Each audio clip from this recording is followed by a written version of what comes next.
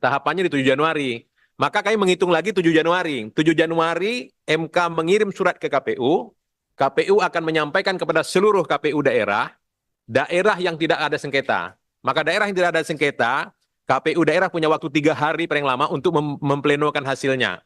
Baru disampaikan ke DPRD provinsi dan kabupaten kota masing-masing.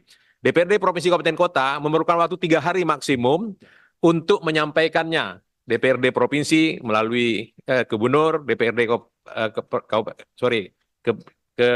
ke presiden melalui Mendagri, kalau daerah kabupaten kota ke Mendagri melalui gubernur. Apabila DPRD tak memprosesnya, 5 hari akan diambil oleh pemerintah. Waktu itu semua kita hitung. Nah, maka akan sampailah di kita, kira-kira beberapa hari setelah itu, dan kami perkirakan 7 Januari, 7 Februari pelantikan gubernur serentak dapat dilaksanakan. Izin, Pak. Ya, Gubernur dan bupatinya 10 Februari. Karena gubernur serentak dilantik tanggal 7, kemudian dia pulang ke daerah melantik bupati serentak tanggal 10. Pak Ketua, Izin pimpinan. izin nanya ke pemerintah. Silakan. Itu kan dengan asumsi bagi mereka yang tidak bersengketa di MK. Nah, Pak Ketua nanti nanya itu. Pak Ketua menanyakan, yakin nggak? Karena kan kita mau pelantikan juga serentak-rentaknya ya. Serentak bertahap, pertamanya itu ya serentak Oke. bertahap. Oke, kalau serentak bertahap nggak masalah, Pak. Tulis ada bertahap juga. Oh iya.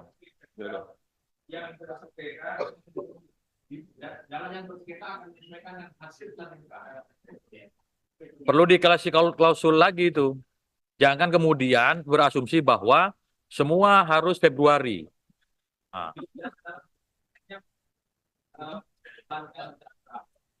Enggak di sini perlu dong ditulis. Saya usul gini, pimpinan, usul pimpinan.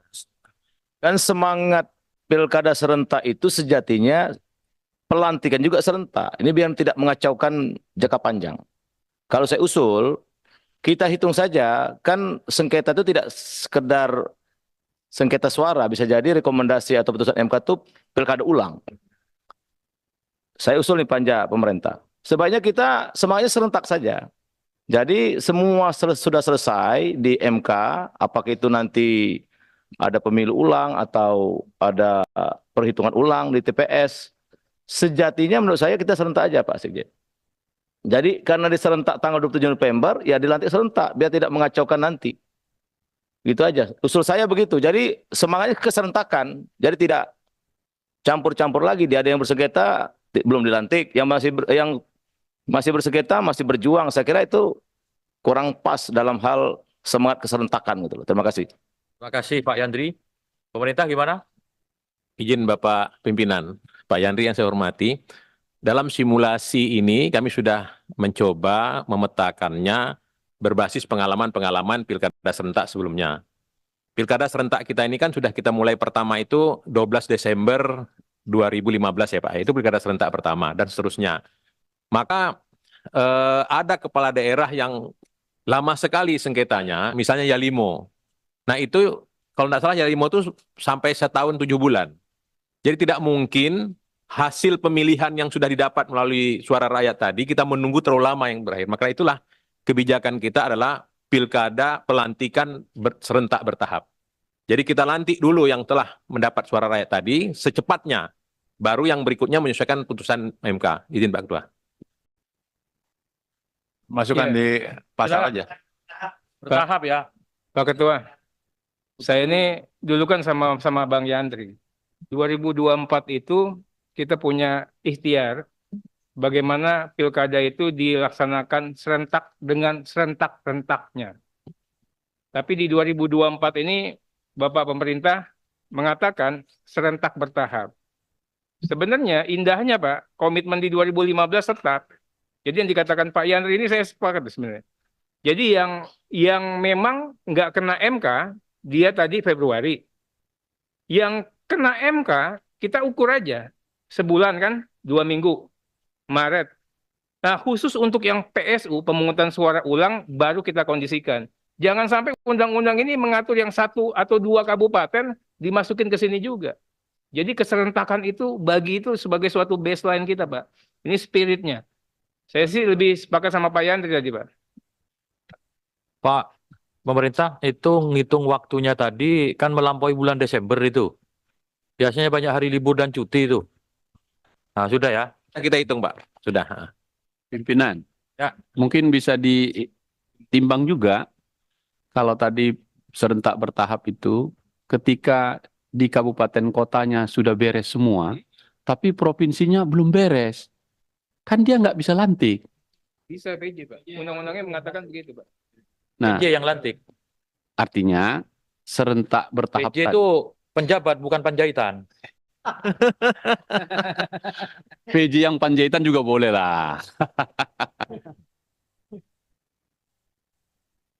Pimpinan Siapa? Lydia. Boleh dia.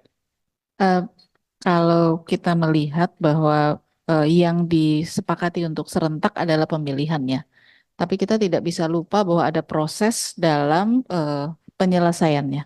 Karena itu kalau sebenarnya tadi pemerintah sudah mengatakan bahwa pelantikannya dilakukan secara bertahap, serentak tapi bertahap. Itu sebetulnya salah satu jalan keluar untuk lebih memudahkan untuk penyelesaian lebih baik lagi menurut saya. Itu saya terima kasih. Terima kasih. Pimpinan, Ada lagi, silakan. Boleh. kalau begitu saya setuju kalau begitu. Apa Sekali yang kasih disampaikan publik final pemerintah lah. memang saya kira itu rasional sekali yang disampaikan pemerintah. Tidak menyandra juga yang sudah selesai. Jadi tidak harus menunggu lama. Apalagi interval waktunya pemerintah ya itu terlalu lama. Jadi sekira apa yang disampaikan pemerintah setuju itu. Setuju prinsipnya secara bertahap ya. Perlu tambahan kalimat di situ ya. Oh ya, silakan. Baik, pimpinan, secara daftar inventarisasi masalah yang masuk kepada Badan Legislasi sudah selesai semua terbahas. Dalam kelompok DIM perubahan substansi, ada usulan baru berkaitan dengan perubahan pasal 40. Menyikapi dari dampak putusan Mahkamah Konstitusi yang baru ditetapkan beberapa waktu. DIM ini DIM baru, Bu. Jadi nanti mohon ini dibantu oleh sekretariat ditampilkan. Kami bacakan satu persatu substansinya. Jadi hanya penyempurnaan redaksi dan kemudian beberapa hal yang penyesuaiannya. Ketentuan pasal 40 diubah sehingga berbunyi sebagai berikut. Titik 2 ayat 1. Partai politik atau gabungan partai politik yang memiliki kursi di DPRD dapat mendaftarkan calon jika telah memenuhi persyaratan perolehan paling sedikit 20% dari jumlah kursi DPRD atau 25% dari akumulasi perolehan suara sah dalam pemilihan umum anggota DPRD di daerah yang bersangkutan. Ayat 2.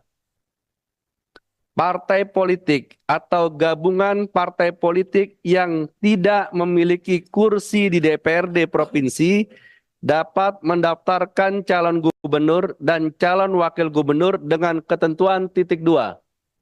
Huruf A. Provinsi dengan jumlah penduduk yang termuat pada daftar pemilih tetap sampai dengan 2 juta jiwa, partai politik atau gabungan partai politik peserta pemilu harus memperoleh suara sah paling sedikit 10% di provinsi tersebut. Kemudian huruf B. Provinsi dengan jumlah penduduk yang termuat pada daftar pemilih tetap lebih dari 2 juta jiwa sampai dengan 6 juta jiwa, partai politik atau gabungan partai politik peserta pemilu harus memperoleh suara sah paling sedikit 8,5% di provinsi tersebut. Huruf C.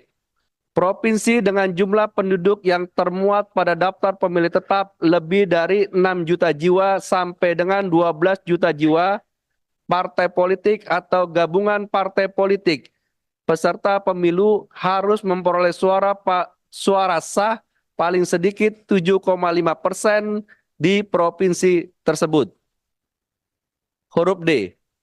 Provinsi dengan jumlah penduduk yang termuat pada daftar pemilih tetap lebih dari 12 juta jiwa.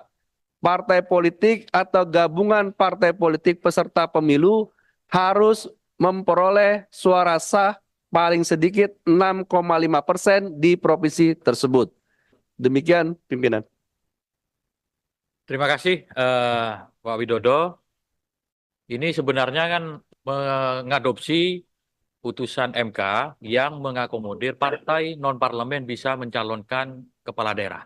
Jadi sudah bisa mendaftarkan juga ke KPU yang sebelumnya tidak bisa. Bisa setuju ya? Dan memberikan rasa keadilan, kata Bapak Firman Subagio. Atau sebagaimana Subagio berfirman.